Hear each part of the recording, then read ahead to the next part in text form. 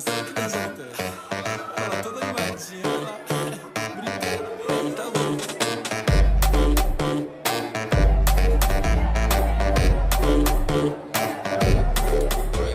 So it started like a year ago when I was in Brazil. I used to go to clubs every weekend. I started to know everyone who also went to these clubs, and the owners and the producers of the parties and the DJs. That's actually how I met my boyfriend, who is a DJ for a long time. Then I decided to ask him to teach me how to play because I thought it would be cool. He taught me everything. He's a sound engineer. Then I started to practice, like just at home. And when I decided to actually start to play, I just asked it like to the owners of the club, like, oh, can I play? They were like, sure. And I started to play and I started to improve and practice. So I decided to keep playing, and I started to play more frequently.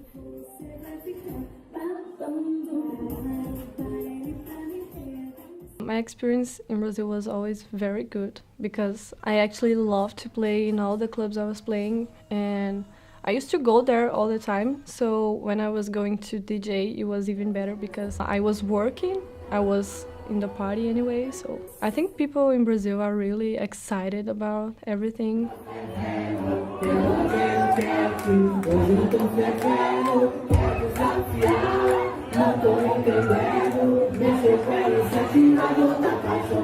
Every song you play, people are like screaming and really happy. They like to interact with you a lot, so they are always asking for songs and saying if they like it or not.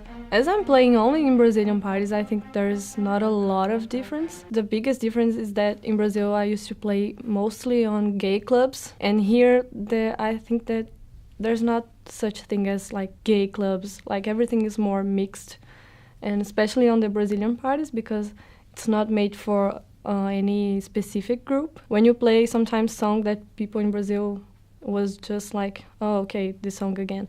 And here when you play, people are like, oh my god. I don't know, I think that people usually think that you can't really do anything. You don't really have any skills. You're just there dancing and like being excited and everything, and that's not true because I have to practice a lot, and when I'm going to play in parties I don't just go there and play anything. I have to prepare myself.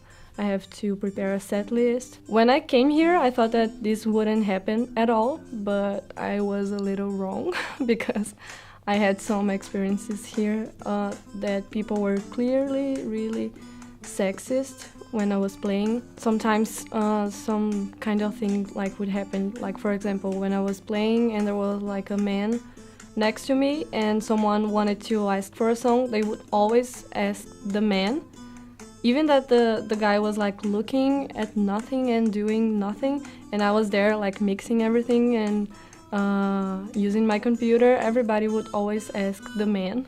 I think that being a woman, it's always a challenge, like in most of the areas, like not only being a DJ but being anything. I'm also like a visual artist, so I feel that too, but we're trying to change this. Woohoo, girl power.